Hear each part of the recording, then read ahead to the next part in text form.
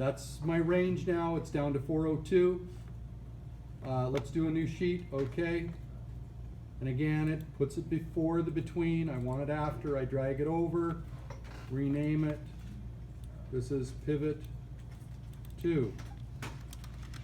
What do I want in my pivot 2? Well, if you're over in the golf cart, you'll see that summary 2, I want average entrance by hour and day, and then I actually add just the totals or the overalls for minimum and maximum.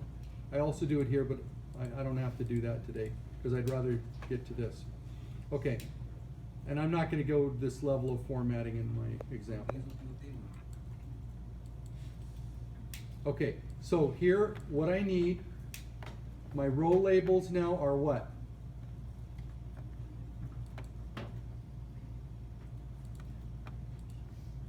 Rows are the hours of the day, columns are the days of the week. So, hour goes in rows, day of the week goes in columns, and now entrance, okay, because we're not just getting a count of the ID numbers. We actually have values for the different days and different hours. We can now take that, drag it, and drop it as a value. Notice it says sum of entrance. We already did sum of entrance. We were able to do that at the lower level. What we haven't been able to do is average. In here, if I click on the drop arrow and choose value field settings, and this is something you do have to watch here because I don't, well, okay. Remember the pivot table video. It'll show you some of this stuff. But anyway, you have to know, this is one of the important things to know. Value field settings is in here, and this is where we change it to average or max or min, is in the value field settings. Average, okay. Now I have the average number of people that came in at 6 p.m. on a Sunday, on a Monday, on a Tuesday, the averages. Copy that, and just like we did before, we create a sheet for our summaries. Oh, summaries, yeah, I get it.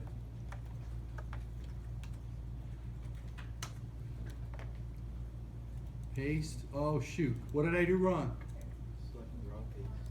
No, I selected the right stuff, but I pasted regular. Is that what you said? You said you just selected the wrong paste. Oh, I selected the wrong paste. I missed that. Sorry, you're right. I selected the wrong paste. It needs to be paste values with number formatting. And now I can, get rid of this interesting stuff. I can go in here, comma format, get rid of my zeros or one decimal place if I want, and then I would keep formatting from there, okay? And again, you can see how it's gonna look. Rather than take time to format right now, running out of time, I'd rather show you how to do another kind of chart. So again, oh wait a minute, no, there was something I wanted to add. This here is average, right? And down here is average. That's overall average for Sundays, overall average for 6 a.m. If I go back to my pivot table, I can go in here and back to value field settings, go get my minimum. Okay, so now it tells me my minimums by time and day of the week. For now, I'll just take copies of the total, in other words, overall mins and maxes. I could do otherwise. And next class we will do otherwise. But, so, oops, off by 1. I'm gonna lift that up, I gotta move it up 1, so I'm just gonna delete that 1, lift it up. Okay, so this now is minimum.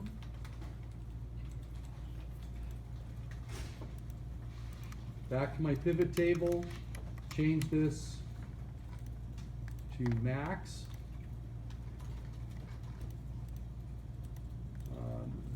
See if I copy it this way, if it'll work better.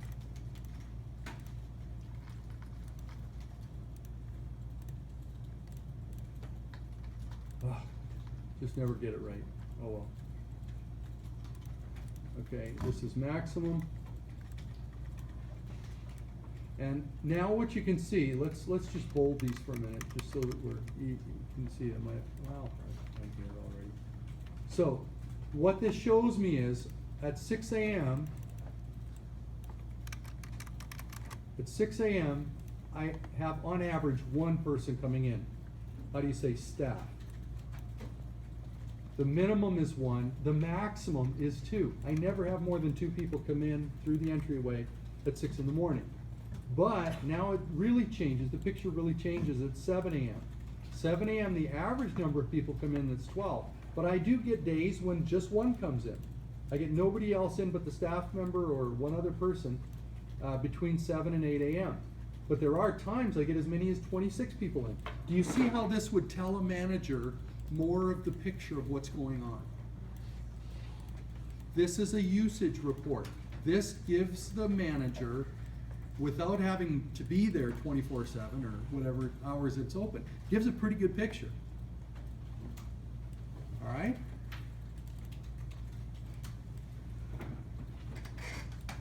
Last but not least, we're running out of time.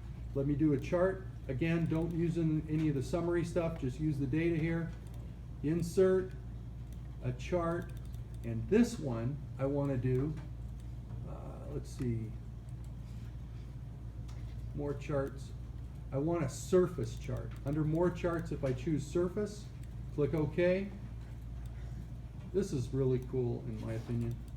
And you can do all kinds of stuff, rotating this, and I'm not going to do it right now, but anyway, let's take a look over the other one that I dressed up a little more.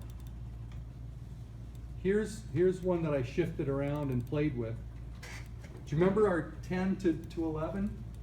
Look at right across the week, it's a valley, right?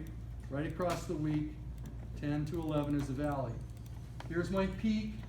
My peak is biggest, looks like on a Monday or a Tuesday, right?